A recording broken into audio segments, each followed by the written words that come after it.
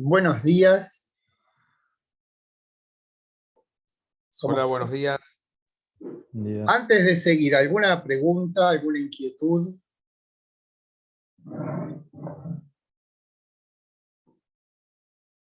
No. ¿Está todo en orden? Bueno, seguimos entonces con el PowerPoint de Platón. Esperemos que la maniobra salga bien. Ok.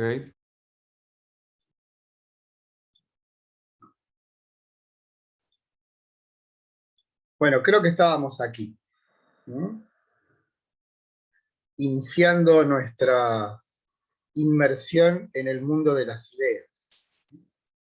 Vimos el video de los pitagóricos. Recordemos que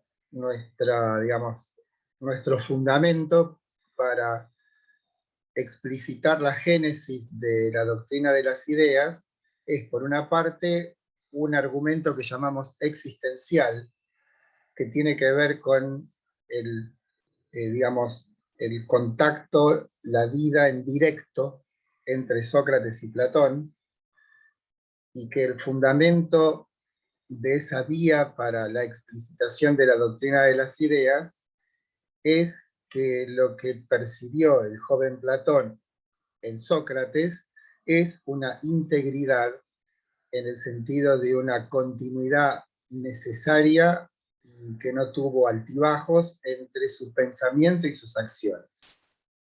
Y a partir de esa experiencia, habría inferido Platón que si por una parte nuestras experiencias son siempre fragmentarias, el origen de esa integridad no puede estar claramente en lo fragmentario que nos da la experiencia, sino que debe haber algo que module, que integre, que le dé a esa fragmentariedad una unidad de la cual carece por naturaleza. Y esa integridad debe ser algo, obviamente, que no proviene de la experiencia. Al no provenir de la experiencia, claramente debe venir de un orden fuera de lo espacio-temporal. Y esa posibilidad entonces solamente puede arraigar en el aspecto, podemos decir, no animal del hombre, o sea, en su espíritu, en su alma, lo que fuera. Y el otro camino, la otra vertiente para mostrar el fundamento de la doctrina de las ideas era el camino pitagórico. El camino pitagórico nosotros lo reseñamos con cuál es la manera más eficaz de destruir los argumentos sofísticos. Recordemos que esos argumentos tienen dos puntas, digamos. Por una parte el relativismo y por otra parte el escepticismo, que en realidad son primos, ¿no? El relativismo es de alguna manera una forma del escepticismo, y el escepticismo es la radicalización de ese relativismo. Esto es la famosa frase de Gorgias: nada existe, si algo existiese no lo podríamos conocer, si lo pudiésemos conocer no lo podríamos comunicar. Los pitagóricos lo que le aportan a Platón es la convicción en la existencia de entes que son independientes absolutamente de toda inclinación humana. Lo matemático no responde a intereses particulares, sino que configura un orden en sí mismo, y es un orden al cual se accede. Y cuando se accede a ese orden, y se lo hace solamente a través del intelecto, uno se convierte a eso matemático. No es que la matemática cambie porque nosotros la conozcamos, sino que al conocerla los que cambiamos somos nosotros.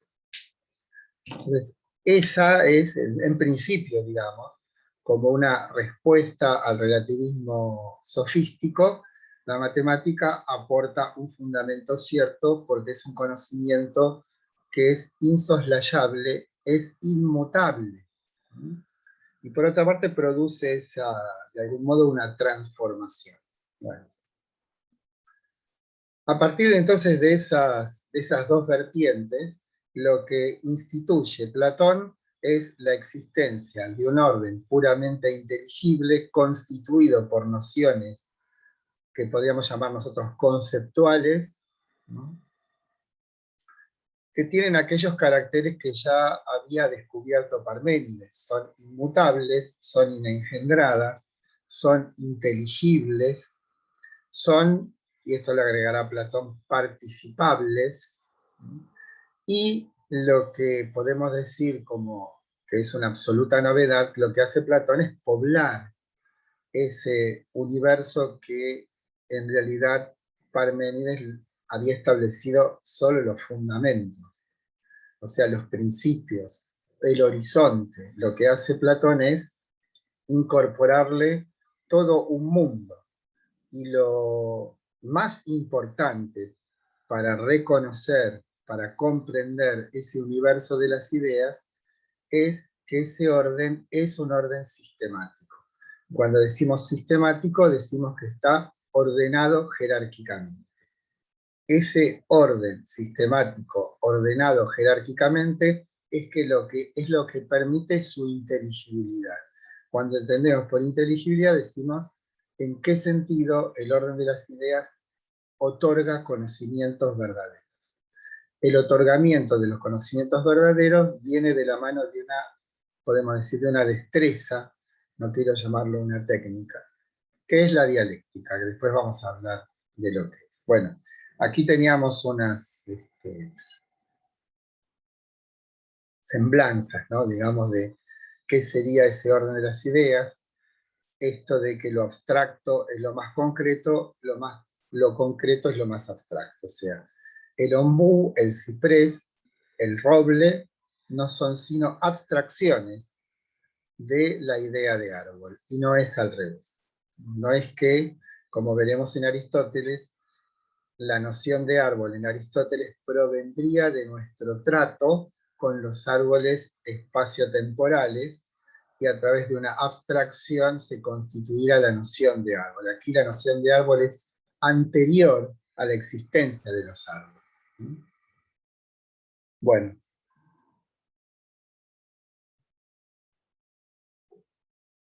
Aquí tienen unos hipertextos que después les sugiero que los miren, porque a veces son muy largos, y no, por ejemplo Esta es una ficha de un libro de Hans-Georg Gadamer, que es, en realidad es un libro sobre Hegel, ¿no?, se llama La dialéctica de Hegel. Pero acá dice lo que podía encontrarse en Platón, y fue paradigmático para el pensamiento de Hegel, la concatenación de las ideas. La convicción básica de Platón, cuyo despliegue hallamos sobre todo en el Parménides, es que no hay ninguna verdad de una idea singular, de modo que aislar una idea es siempre un desconocimiento de la verdad. Las ideas están siempre ahí, solo en su encadenamiento, mezcla o entrelazamiento, tal y como las encontramos en las discusiones, en el diálogo del alma consigo mismo. O sea, siempre vamos a encontrar una determinada constante en Platón, que el modelo, podemos decir, que sirve de fundamento a todas sus ideas, son el diálogo, es el cotejo con otro, la discusión. Es a partir de ahí donde vemos la génesis, por lo menos de la dialéctica, donde hay una controversia, donde hay una tensión discursiva. Bien, acá lo que hacemos es volver a repetir de algún modo lo que dije a partir de la filmina anterior. Las ideas se encuentran enlazadas de un modo sistemático, esto es, en un orden jerárquico, y por grados de abarcabilidad decreciente, ¿no? O sea, de lo universal a lo particular. La palabra sistema deriva del griego y significa la unión de cosas en una manera organizada. Es lo que permite al pensar deslizarse entre nociones. Pensemos cuando se habla del sistema nervioso, cuando se habla de un sistema informático, lo que hay es una serie de elementos que están coordinados armónicamente entre ellos, ¿no? A ver qué dice aquí de la dialéctica, a ver si hay algo parecido. Bueno, aquí lo que esto es un poco largo. Este es un trozo del diálogo El Sofista de Platón, uno de los más importantes y los más difíciles. Es famoso también porque el epígrafe de Ser y Tiempo, la obra de Heidegger de 1927, tiene como epígrafe un trozo, un fragmento del Sofista donde el extranjero dice: hasta no hace mucho tiempo sabíamos claramente qué era lo que queríamos decir cuando decíamos la palabra ente. Hoy, sin embargo, estamos perplejos y nos encontramos en un camino sin salida, ¿no? Eso mismo lo toma Heidegger porque dice, bueno, hoy en 1927 estamos en una situación similar. Pero a lo que voy es cómo Platón, de un modo casi podemos decir irónico, demuestra la eficacia del conocimiento que se obtiene a través de esta destreza que es el saber deslizarse por el orden de las ideas y que se llama dialéctica. Y el ejemplo es la famosa pesca con caña. O sea, hay una suerte de desafío y le dicen, bueno, sería así el desafío. Si ese orden de las ideas es tal como vos decís, definime algo que es algo concreto e inmediato, una cuestión práctica, como es la pesca con caña. Entonces lo que hace es una derivación, ¿no? Una deriva en el sentido de que uno va por un camino. ¿Cuál es la estrategia? Partir de la noción última. Y a partir de esa noción última ir eligiendo de un modo diálico, o sea, entre dos posiciones, cuál es el camino que conviene a aquello que queremos definir. O sea, digamos, aquello que queremos definir está siempre en nuestra mente. Lo que muestra la dialéctica es cuál es el camino adecuado para poder definirlo con justeza. Entonces dice Platón, preguntando, ¿es la pesca con caña una técnica? Esto es, cuando piensa en técnica o arte, es un saber hacer. Sí. Obviamente se responde que sí. Bueno, técnicas hay de dos tipos. Hay técnicas que producen entes, producen cosas, y técnicas que extraen cosas. Por ejemplo, la minería es un arte extractivo. En cambio, la alfarería es un arte productivo. Claramente, la pesca con caña es un arte extractivo. Ahora, las artes extractivas refieren a entes vivos o no vivos. Como decíamos recién, la minería es un arte extractivo de entes no vivos. Bien, sigamos por los vivos. Ahora, los entes vivos pueden ser terrestres o acuáticos, dice. Bien, acuáticos.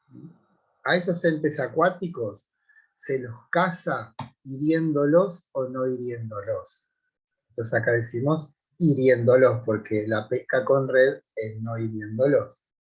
Es hiriéndolos. Ahora, si es hiriéndolos, se hace de abajo hacia arriba o de arriba hacia abajo. Claramente, la pesca con caña es de abajo hacia arriba. Con lo cual ha mostrado Platón la eficacia de la, digamos, de la arquitectura de las ideas para exhibir de un modo explícito e indubitable un ente a través de una definición. La pesca con caña es un arte extractivo de seres vivos acuáticos que se hace viéndolos de abajo hacia arriba. Como ven, lo que hizo fue ir bajando en el sentido de lo abarcador. Primero tomó una noción última que es técnica, y después de ahí fue derivando hasta llegar a la definición precisa de la pesca con caña. Esto quiere decir no solamente que el orden de las ideas está sistemática y jerárquicamente organizado, sino que el mundo de lo espacio-temporal, en tanto es una copia del mundo de las ideas, ¿no? También obedece a un orden. Bien. Si partiésemos de nociones particularísimas, el camino sería en lugar de descendente, ascendente. entiendan que ascendente y descendente no es en sentido peyorativo, ¿no? Sino que o partimos de entes particulares para acceder a entes universales o viceversa. Vamos a ver cómo Kant, en el fines del siglo XVIII, reproduce a su manera esta lógica ascendente o descendente. Bien. La gravitación de las ideas, esta palabra gravitación me persigue, en nuestra vida cotidiana se muestra en que, si nos es posible la orientación, esto es la orientación, hablamos de familiaridad, o sea, en nuestro trato más inmediato con las cosas que nos rodean, lo que se notifica es que ellas son inteligibles para nosotros, conocemos su sentido y sabemos cómo tratar con ellas. Esa familiaridad en el trato no es resultado de nuestro trato con las cosas, sino que ese trato está siempre asistido por estas nociones, que en tanto el mundo del espacio temporal, insisto, es una copia, reproduce a su manera el orden de las ideas. O sea, cuando digo perro, estoy diciendo un montón de cosas que son saberes implícitos. Estoy diciendo ente espacio-temporal, estoy diciendo ser vivo, estoy diciendo animal, estoy diciendo mamífero, estoy diciendo cánido, estoy diciendo el bóvido. O sea, nuestra mente está organizada así, jerárquicamente. Lo que ocurre es que Platón transfigura ese orden a un orden trascendental constituido por este tipo de nociones absolutas, inteligibles, inmutables, participables, ¿no? Que son las ideas. Bien. Copias, es porque justamente ellas representan de modo degradado al mundo de las ideas. Así, padecemos en el mundo de la opinión el mundo del espacio temporal de una relativa ceguera. O sea, nuestra vida, eso lo veremos en la alegoría de la caverna,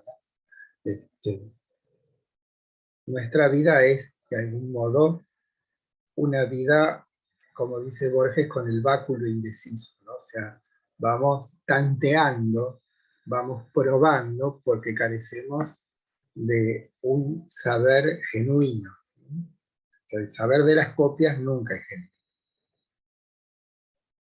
Bien, lo que estamos diciendo aquí es que la matemática y la dialéctica están emparentadas, o sea, el procedimiento dialéctico que mostramos en la pesca con caña reproduce lo que utiliza la matemática como procedimiento deductivo.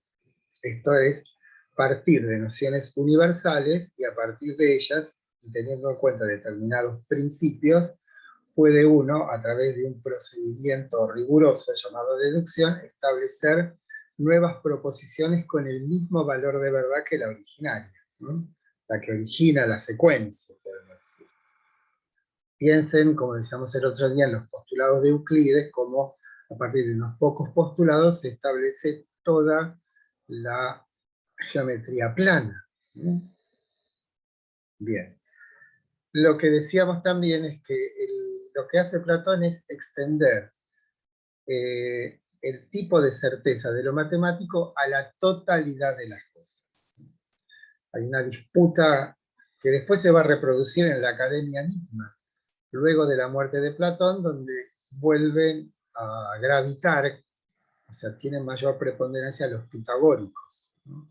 Esto es los que sostienen que la realidad última no está representada por los números, son los números. Los números y la armonía numérica, ¿no? Obviamente. Bien, esto lo decíamos aquí, y después dice acá, a diferencia de Sócrates, quien en su acción aludía a ese orden otro, en el que se ubicaría lo verdadero, Platón lo explicita y lo enseña. O sea, lo que hace Platón es como universalizar algo como de cabotaje, que era lo que hacía Sócrates, que iba persona por persona y no escribió nada. Lo que hace Platón es universalizar en muchos casos, lo que hacía Sócrates, pero respaldado por una doctrina que es susceptible de ser fundamentada. Bueno, además Platón lo que hace es fundar la academia, ¿no? Que tuvo más de 900 años. Bueno, lo que vamos a hacer ahora es ver eso que ustedes tienen en el texto de Gerstland, que se llaman las tres alegorías. La del sol la dejamos porque es simplemente una introducción que dice, bien, para ver algo que necesitamos, y los ojos. Y después alguien dice, sí, también algo visible, pero lo más importante, lo que actualiza la posibilidad de la visión es la luz. Justamente es de esa luz, es de la que nos va a hablar Sócrates, Platón, al final del libro 6 y al principio del libro 7 de la República, cuando en una conversación aparentemente distendida, digo aparentemente porque está tratando temas últimos como si fuese una conversación de fútbol, digamos, porque van y le dicen a Sócrates, Sócrates, vos que estás ahí meneando por toda Atenas este asunto de la idea del bien, ¿no te parece que sería un buen momento este para que realmente nos digas a qué te referís con eso? Y entonces Sócrates, como suele ocurrir en Platón, diluye el asunto y dice, bueno, pero hoy no tengo suficiente, como dice algo así como suficiente fuerza o motivación, y entonces le voy a hablar de un vástago, del bien, y empieza a hablar del sol, ¿no? Como una analogía. Esto tiene una historia real, o por lo menos así está contada, y es que Platón dio algunas conferencias acerca de la idea del bien. Pero parece que la gente salió muy disgustada de esas conferencias porque, claro, suponían que cuando le hablasen del bien, en griego es to agatón. Ven que son todas palabras neutras, sería lo bueno en sí habría que se podría traducir, sobre todo porque está en neutro, ¿no? Le iban a hablar de cómo hacerse rico, de cómo hacer una vida saludable, cómo ser feliz. Y Platón empezó a hablar de las matemáticas y de la trabazón del orden de las ideas, seguramente. Entonces se ve que ahí hizo una suerte de, tomó una decisión de no confiar así de un modo plano sus ideas. De ahí además surge toda una escuela de interpretación platónica que habla de de los textos, de las, digamos, las verdades secretas o algo así, ¿no? Tiene un cierto tinte esotérico. No es arbitrario porque Aristóteles habla de las doctrinas no escritas de Platón. De ahí surge una hipótesis, que es que en realidad lo que nosotros sabemos de Platón a través de su obra, que se conservó totalmente, no es íntimamente lo que él le decía a sus discípulos. Y ahí viene toda esta cuestión de las doctrinas no escritas, que toda la obra de Platón hay que leerla entre líneas. Yo no se los dije, pero hoy también en el Fedro, una diatriba contra la escritura, algo hablamos de eso, donde niega que la escritura sea el camino idóneo para el conocimiento, sobre todo porque los libros no responden, dice. Y por otra parte, los libros van a arruinar esto que es la memoria. Se va de algún modo a neutralizar lo que es lo más excelente que el hombre pueda recordar. Y que además, como decíamos, los libros van a ser el sustituto del diálogo. Y en el diálogo no solamente se pierde se pierde la viveza y de algún modo la imprevisibilidad que hay en todo diálogo, sino que se pierde la mirada, el gesto, el tono de voz, el silencio, la postura, o sea, como que hay unas pérdidas casi absolutas en lo que hace a lo que sería la fuente única del conocimiento, o la fuente genuina, que es el diálogo, y el sustituto, el libro, no sería más que un pálido reflejo en el cual se perdería casi todo, ¿no? Bueno.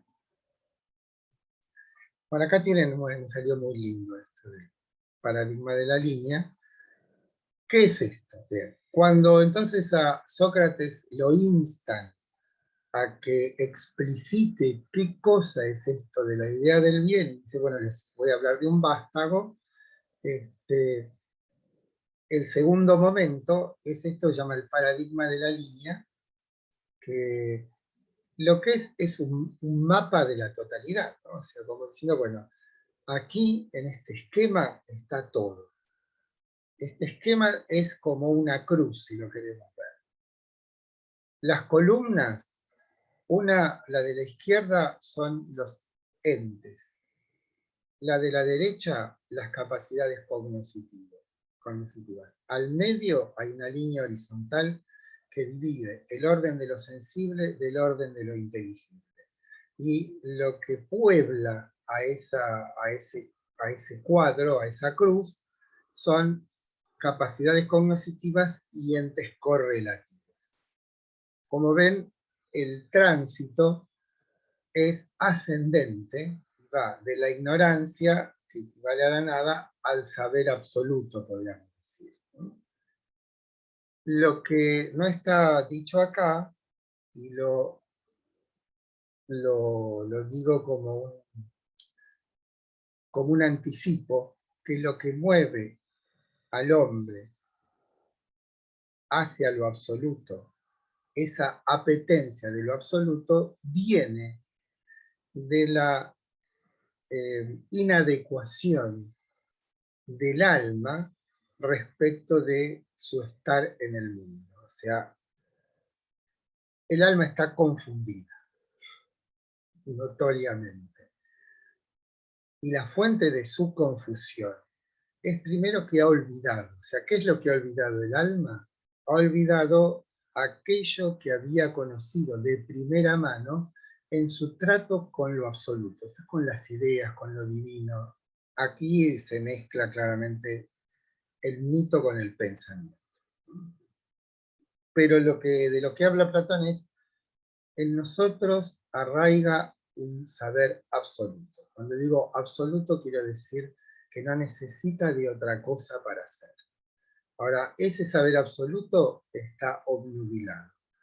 El modo de ilustrar esa obnubilación es que el alma, cuando elige establecerse en un cuerpo, pasa por un río que se llama el río del olvido o el río del ocultamiento, el leteo. Entonces, cuando llega a nosotros, no es que ha perdido su dotación, está oculta. Y cuando se encuentra con el mundo del espacio temporal, donde existen cosas que vagamente le recuerdan a aquello que sí efectivamente había experimentado, esto es su plenitud, lo primero que hace es intentar saciar esa, digamos, esa inadecuación, no se puede saciar una inadecuación, ¿no? Pero sí restablecer, podemos decir, esa armonía originaria, y lo que le ocurre es que,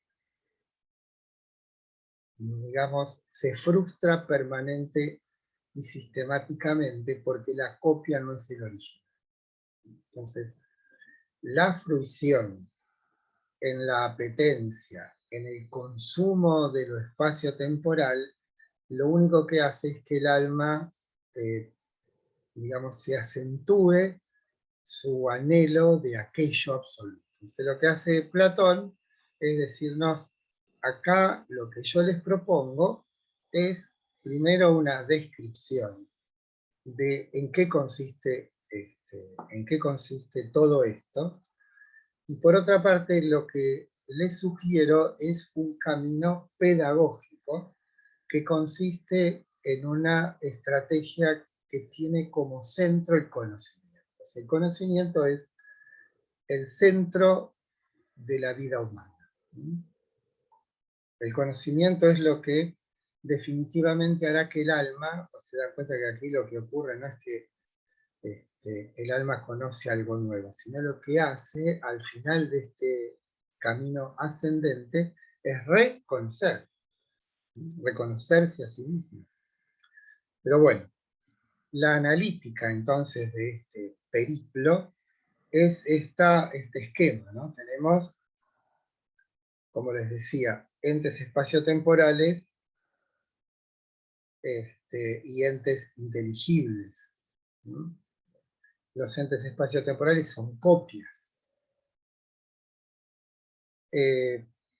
Cada capacidad cognitiva le corresponde un tipo de entes particulares, ¿no?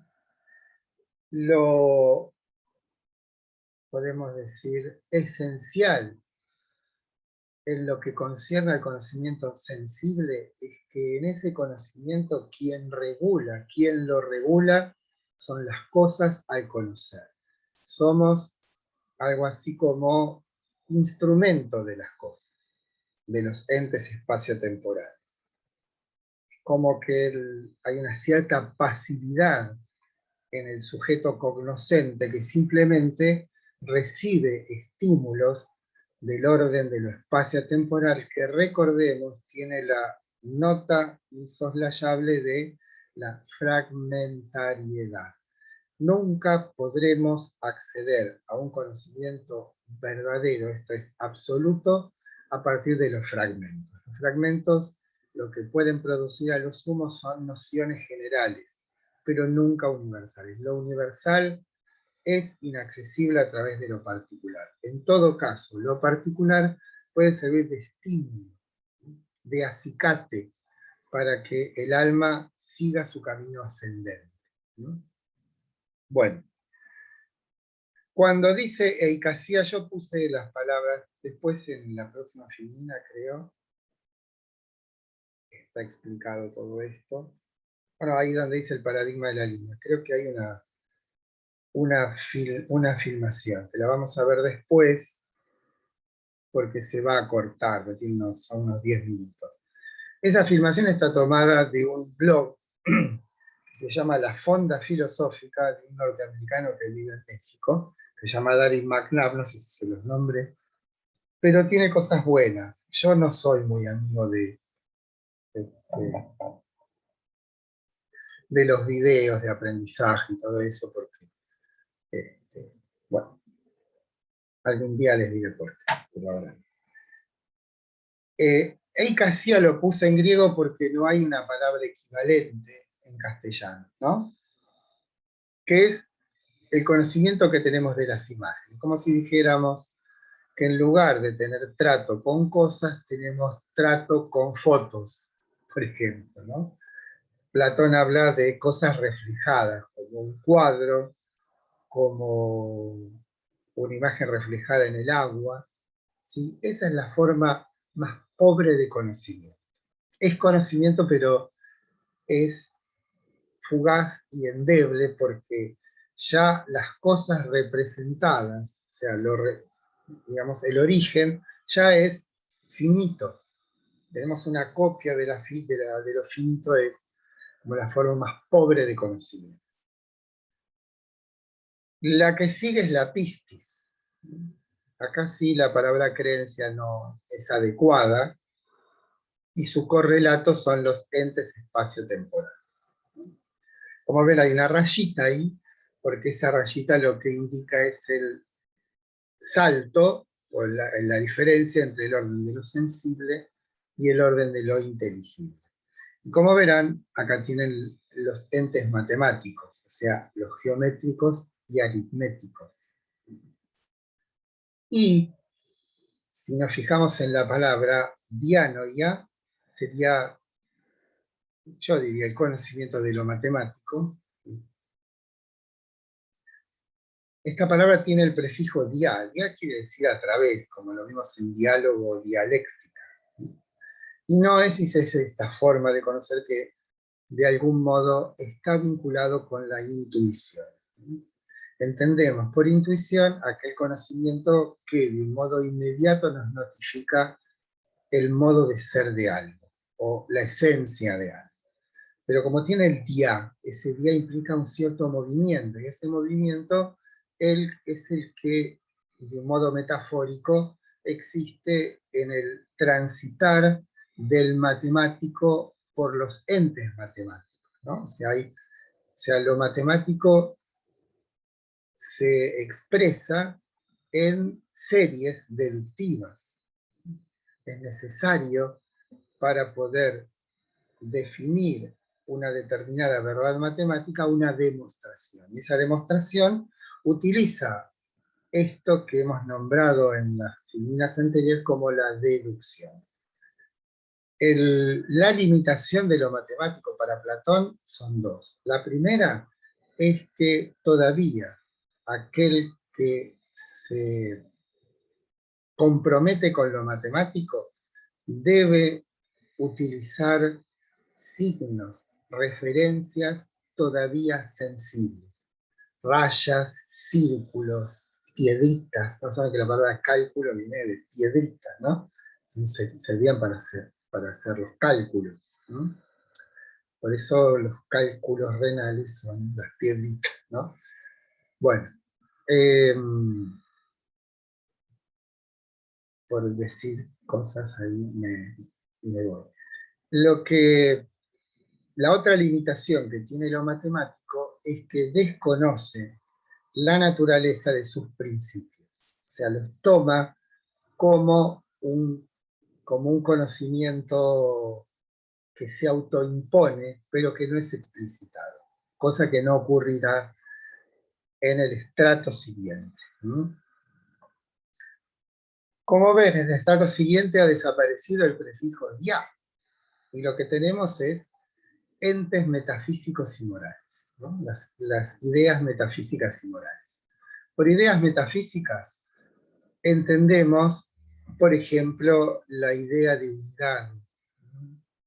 Podemos entender lo que pasa es que la justicia es un valor, podemos decir, ¿no?